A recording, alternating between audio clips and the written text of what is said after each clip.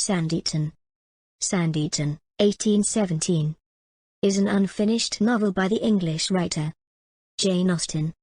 In January 1817, Austen began work on a new novel she called The Brothers, later titled Sanditon, and completed 11 chapters before stopping work in mid-March 1817.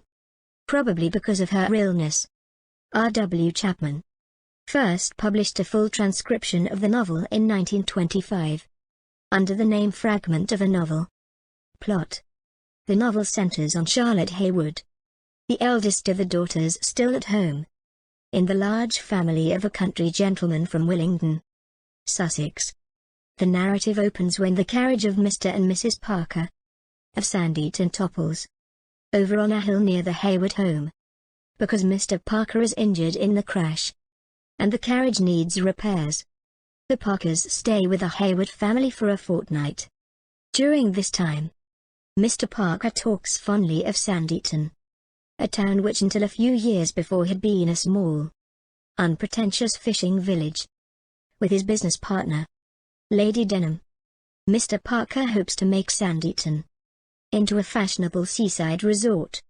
Mr. Parker's enormous enthusiasm for his plans to improve and modernize Sanditon has resulted in the installation of bathing machines and the construction of a new home for himself and his family near the seashore.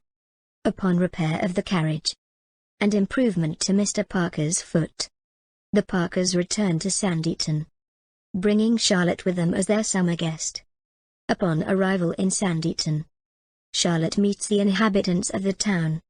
Prominent among them is Lady Denham, a twice-widowed woman who received a fortune from her first husband and a title from her second. Lady Denham lives with her poor niece Clara Brereton, who is a sweet and beautiful, yet impoverished, young lady. Also living in Sanditon are Sir Edward Denham and his sister Esther, Lady Denham's nephew and niece by her second husband. The siblings are poor and are thought to be seeking Lady Denham's fortune. Sir Edward is described as a silly and very florid man, though handsome. After settling in with the Parkers and encountering the various neighbors, Charlotte and Mr. and Mrs. Parker are surprised by a visit from his two sisters and younger brother, all of whom are self-declared invalids.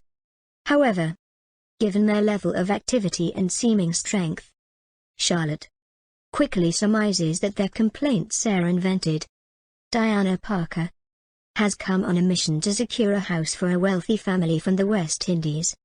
Although she has not specifically been asked for her aid, she also brings word of a second large party, a girls' school, which is intending to summer at Sanditon.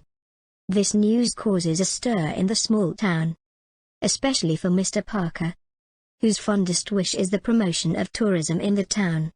With the arrival of Mrs. Griffiths at Sanditon, it soon becomes apparent that the family from the West Indies and the girls' school group are one and the same. The visitors consist of Miss Lamb, a half-mulatto, rich young woman of about 17 from the West Indies, and the two Miss Beauforts, common English girls. In short order, Lady Denham calls on Mrs. Griffiths to be introduced to Miss Lamb, the very sickly and very rich heiress that she intends her nephew Sir Edward to marry.